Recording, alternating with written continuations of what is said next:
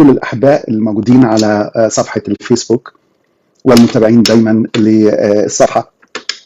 أنا بعتز بكل واحد فيكم، وهنقدم محاضرة النهاردة مختصرة شوية عن اللاهوت الليبرالي. عشان أبدأ بالتعريف، خلينا الأول نحط تعريفات علشان نبقى مرتاحين وعارفين إحنا بنتكلم عن إيه. ماذا نعني باللاهوت الليبرالي؟ لما نقول ليبراليزم، كلمة ليبراليزم أو ليبرال جاية من كلمة لاتيني معناها الجذور بتاعتها اللي هي كلمة ليبر، وتعني حر، في التفكير الحر. والليبرالية هي حركة فلسفية اشتدت قوي في القرن ال19، ونادت بأنه لا يوجد سلطان فوق سلطان العقل، وأنه لا يوجد أي سلطان خارجي ممكن يتحكم في الإنسان حتى لو كان الكتاب المقدس، فكل أمر خاضع للتساؤل وللشك وللرفض أو للقبول. من ضمن هذه الشخصيات أو أهم هذه الشخصيات هو شخصية اللاهوتي الألماني والفيلسوف الألماني فريدريك شولايماخر. فريدريك شولايماخر ترك أثر كبير جدا على الفكر الغربي وبالأخص على الفكر اللاهوتي. لكن فريدريك أخذ ردة فعل تجاه البرود الناتج عن العقيدة، واعتقد أن العقيدة دي شيء جامد جدا، وأن لابد أن يكون فيها أمر آخر غير العقيدة المسلمة اللي مبنية على الكتاب المقدس. فريدريك كتب عدة كتب، لكن من أهم كتابين يمكن أثروا في الفكر الليبرالي وجعلوه منتشر في القرن ال18 وال19. أول كتاب هو اسمه On Religion Address in Response to its Cultural Critics، ودون كتاب مهم. الكتاب الثاني سماه The Christian Faith أو الإيمان المسيحي. هو فريدريك رفض أول حاجة أن يكون الإيمان مبني على سلطان خارجي. خلوا بالكم من التعبيرات، رفض أن يكون الإيمان مبني على سلطان خارجي، وأنه ما يفرقش معاه أبدا إذا كان الأحداث التاريخية اللي مذكورة حدثت فعلا تاريخية. أهم حاجة هي الإحساس الداخلي والإدراك الداخلي، بمعنى أنه هو حول الإيمان من أنه يكون objective truth، ده ما احنا بنسميه، أو حق موضوعي، إلى أنه صار subjective truth، أنه المهم أن أنا إحساسي إيه، المهم أنا داخلي إيه. وسمى هذا الإحساس يعني feeling absolute dependent. بعض بيسميه مشاعر، المهم المشاعر، المهم الإحساس، المهم الإدراك الداخلي للإنسان المؤمن. أو سماها في كتابه The Christian Faith، أطلق عليها أيضا God Consciousness أو ضمير الله في الإنسان. واعتبر أن ضمير الله في الإنسان موجود في كل البشر، وبهذا ففكرة أنه المسيحية هي اللي عندها الحق ده فكرة غير صحيحة. عشان كده طعن في الكتاب المقدس، ورفض أن يكون الكتاب المقدس هو المرجع الأساسي أو السلطان الأساسي للعقيدة المسيحية، وتحول السلطان من الكتاب المقدس إلى الإنسان نفسه. يعني نصب الإنسان أن يكون هو المرجعية، وما يشعر به هو المرجعية الأساسية لتفكيره. طبعا اعتبر أيضا أنه الصفات اللي موجودة عن الله في الكتاب المقدس ليست صفات الله أعلنها، لكن دي خبرات بشرية عن الله. فما يذكره الكتاب المقدس عن الله دي خبرات بشرية، والخبرات البشرية ممكن تختلف من إنسان لآخر. فالحديث عن الله هو دايما حديث عن خبرة الإنسان، وليس عن حق مطلق موجود. كمان رفض موت المسيح الكفاري، واعتبر أن موت المسيح مجرد مثال جميل جدا للأخلاق السامية، وأنه موت المسيح مثل لنا أن احنا نعيش أخلاقيا كويس. طبعا شك في عقيدة الثالوث وعقيدة طبيعتي المسيح، ورفض وجود أي سلطان خارجي فوق الإنسان، سواء كان هذا سلطان الكتاب المقدس أو حتى القوانين الإيمان الكنسية اللي كانت موجودة. جت بعديه شخصية أخرى، شخصية ألبرت كيتشل أو ريتشل، وأيضا هو لاهوتي ألماني، لكنه كان ليه تأثير أكثر كمان من شولايماخر. رفض عقيدة الخطية الأصلية، رفض التجسد الإلهي، طعن في لاهوت المسيح، والكفارة البديلية رفضها، واعتبر موت المسيح هو برضو زي فكرة شولايماخر إنه موت مجرد مثل لنا عن سمو الأخلاق وسمو الشخصية. واعتبر إنه رسالة الإنجيل هي رسالة اجتماعية، مش رسالة تنادي بالموت الكفاري للمسيح واحتياج الإنسان بالخلاص من عقاب الخطية. اعتبر أن الإنجيل رسالته الأساسية هي رسالة اجتماعية بحتة. ومن هنا بدأت كمان فكرة السوشيال جاسبل أو الإنجيل الاجتماعي. أنت ما تكرس عن المسيح أنت مجرد بس أن أنت تعمل مستشفى، تعمل مدرسة، تأثر في المجتمع إيجابيا، لكن مجرد ده هو الإنجيل اللي اعتبره ريتش انه ده هو اساس الانجيل. طبعا هيعوزني الوقت ان انا اتكلم عن بولتمان واتكلم عن ديفيد ستراوس وعن غيره من اللاهوتيين الالمان اللي كان لاهوتهم وفكرهم له تاثير كبير على الفكر الليبرالي. في 1901 تم نشر كتابين مهمين جدا جدا، والاثنين اتطبعوا في نيويورك. كويس. والاثنين كان ليهم تاثير السحر على الفكر الليبرالي، بالاخص في المعاهد الكبيره الاكاديميه الامريكيه والبريطانيه. الكتاب الاولاني هو الكتاب لاهوتي اسمه ادولف فون هيرناك، ومعروف طبعا اي واحد بيدرس عهد قديم او بيدرس عهد جديد لازم هيجي عند اسم هيرناك somehow ويتعرف على شخصيته. العنوان الكتاب بتاعه كان اسمه What is Christianity؟ ما هي المسيحيه؟ ما هي المسيحيه؟ What is Christianity؟ او لو حبيت احطها انا بفكر اخر، ما هو جوهر الايمان المسيحي؟ كويس. ده واحد جاي علشان يصيغ الايمان المسيحي بشكل اخر. والكتاب الثاني ايضا اللي طبع في نفس الوقت كان اسمه كتاب اسمه Reconstruction in Theology، ازاي اعاده صياغه اللاهوت او اعاده بناء اللاهوت المسيحي لهنري تشرشل كينج. الكتابين دول اتنشروا في سنه واحده، سنه 1901. الكتابين دول زي ما قلت كان ليهم تاثير رهيب جدا على انتشار الفكر الليبرالي بالاخص في امريكا وفي انجلترا.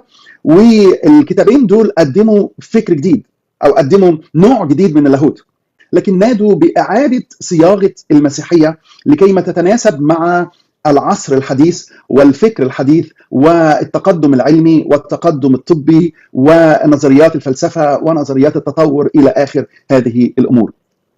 طبعا هيرناك يعني اعتبر ان المسيحيه لما درس الموعظه على الجبل اعتبر ان المسيحيه كلها تتلخص في حاجتين.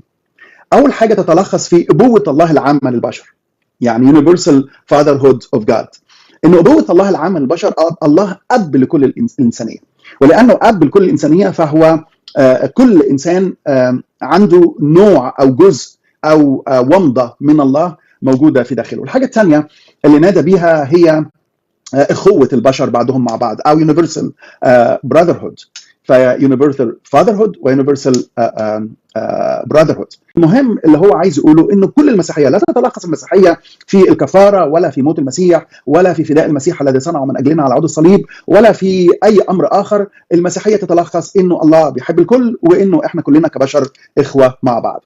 ولهذا طعن في الكتاب المقدس، واعتبر الكتاب المقدس كتاب عادي لازم يبقى زي اي كتاب موضوع للدراسه وموضوع للنقد، واعتبر انه ليس هو المرجعيه للمؤمنين وربر المؤمنين في نظره هم ايه، لكن الكتاب المقدس ليس هو المرجعيه. وعلى اساس هذا انكر لاهوت المسيح وانكر المعجزات ونادى بالخلاص الشامل لكل البشر، بما انه الله ابو الكل فالكل رايح الى الحياه الابديه، وان الله مش هيمنع حد مهما كان دينه ومهما كانت خلفيته عن انه يكون له حياه ابديه، او لا بنسميها universal salvation، ان الكل سيخلص.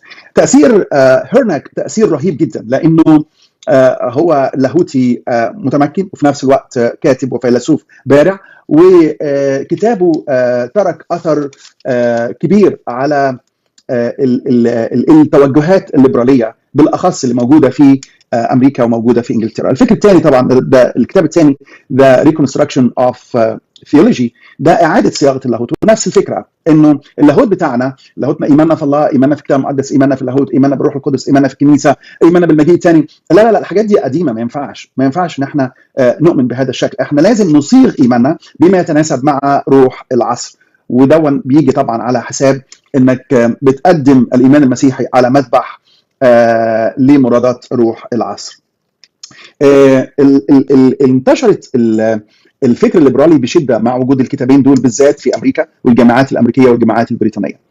فالفكر الاصولي نادى بانه المرجعيه هي كلمه الله، الكتاب المقدس، كويس. ولا يمكن ابدا ان نضحي بالكتاب المقدس في مقابل ان احنا بس نتماشى مع روح العصر. اول حاجه دي كانت اساسيه في الفكر الاصول. الحاجه الثانيه لاهوت المسيح. طب احنا لو انكرنا لاهوت المسيح ماذا يتبقى لنا؟ هيتبقى لنا يسوع المعلم الاجتماعي المصلح الاجتماعي، هيتبقى لنا يسوع اللي زي ما بيطلق عليه البعض الثورجي، مع انه يسوع عمره ما قام بالثوره، بس هم دايما يحبوا يستخدموا اللفظ ده، الثورجي، يسوع الثورجي الذي قام بثوره على التعاليم والتقاليد اللي كانت موجوده. ولا هيبقى لنا مين؟ اذا انكرنا لاهوت المسيح ماذا تبقى لنا؟ ما يبقاش في حاجه تاني. عشان كده عصمه الكتاب المقدس ولاهوت المسيح. يعني كان حد كاتب كده انه الله هو الحق المطلق، وانا بس بقرا العباره دي كان نفسي اسال سؤال، اوكي جبتها منين؟ جبتها منين ان الله هو الحق المطلق؟ ايه هي مرجعيتك؟ هل الله اعلن ليك اعلان خاص انه ده الحق المطلق؟ هل جالك ملاك من السماء وقال لك ان الله هو الحق المطلق؟ هل مشاعرك واحساسك هم اللي قالوا لك ان الله هو الحق المطلق؟ ام انك قلت الحق المطلق على اساس انه ده منصوص عليه في الكتاب المقدس، وبكده يبقى مرجعيتك هي الكتاب المقدس. كويس؟ فعصمة الكتاب المقدس اساسيه جدا، واحده من العقائد الخمسه اللي مش ممكن نتنازل عنها. لاهوت المسيح العقيده الثانيه والاساسيه المستقاه من الكتاب المقدس. العقيده الثالثه الميلاد العذراوي. طبعا روح العصر هي ضد كل ما هو فوق طبيعي. ده روح العصر، ده الفكر الليبرالي. الفكر الليبرالي يرفض كل ما هو فوق طبيعي، كل ما له علاقه بالمعجزات يرفضه، ويعتبروا المعجزات ما هي الا خرافات. حتى ديفيد ستراوس وغيره لما جم عند معجزات الرب يسوع فسروها تفسيرات يعني كان في منها المعجزه. يعني يسوع ماشي على البحر او على الميه، ده اتس اوبتيكال illusion، مجرد خيال نظري. يعني المعجزات الثانيه اخراج الشياطين دي كانت امراض نفسيه، ما لهاش اي علاقه خالص بحاجه اسمها شياطين. ما فيش حاجه اسمها شياطين، ده كلها امراض نفسيه، وما كانتش معروفه انها امراض نفسيه. والمسيح كان بيتماشى مع روح العصر ومع روح الناس اللي كانت موجوده، فكان عادي. يعني هيقول لهم ان دي ارواح، هيقول لهم ان دي امراض نفسيه، مش هيفهموا. فهم بيؤمنوا بالارواح الشريره، فالمسيح مشي معاهم بالارواح الشريره، فكره الارواح الشريره في رفض كل ما هو معجزه بما فيها الميلاد العذراوي. المسيح لم يولد من عذراء. طب ليه؟ لانه ده مش طبيعي، عقلي ما يقبلهاش. ده الفكر الليبرالي، انه يرفض كل ما هو فوق طبيعي. قيامه المسيح كمان المعجزه ثانيه، انه اعتبروا ان قيامه المسيح هي وهم، ده مجرد هلوسينيشنز للتلاميذ. التلاميذ جالهم نوع من الهلوسه. كويس؟ ولانه طبعا الجعان بالشيء بيحلم بيه، فهم فقدوا المسيح الذي كان معهم 3 سنين، وكانت صدمه نفسيه رهيبه عليهم، فجالهم نوع من الهلوسه العقليه اللي فيها تخيلوا ان المسيح قام، ورفضوا الايمان بقيامه المسيح، وكمان رفضوا الايمان بالمجيء الثاني. لكن الفكر الليبرالي للاسف وجد قبول شديد جدا في الجامعات مع ازدياد الايمان طبعا بنظريات التطور، وانه لا يوجد شيء اسمه تكوين 1 الى تكوين 11، تكوين 1 الى تكوين 11 ما هو الا مجموعه من الاساطير. طبعا يعني احنا ناس علميين فاهمين يعني ايه اساطير. اساطير في نظر هؤلاء هي مجرد حبكه دراميه، قصه او روايه غير حقيقيه، لكن الغرض منها تقديم حق كتابي. يعني الغرض من القصه دي او الاسطوره دي انه يقدم لك حق، بس هي تاريخيا ما حصلتش. فلما تيجي عند ادم وحواء هي اسطوره ما حصلتش تاريخيا، ان كان في واحد اسمه ادم وواحد اسمها حواء وحصل كذا وكذا وكذا، لا ما حصلتش. امال ايه؟ هي بس مجرد اسطوره اختار جابها كاتب التكوين علشان يوصل منها فكره سقوط الانسان. كويس؟ وهكذا وهكذا وهكذا، بما فيها حتى يونان شخصيه حقيقيه ولا شخصيه مجازيه الى اخر هذه الامور. في كتب كثيره طبعا بتتكلم عن السمات التي تميز الفكر الليبرالي.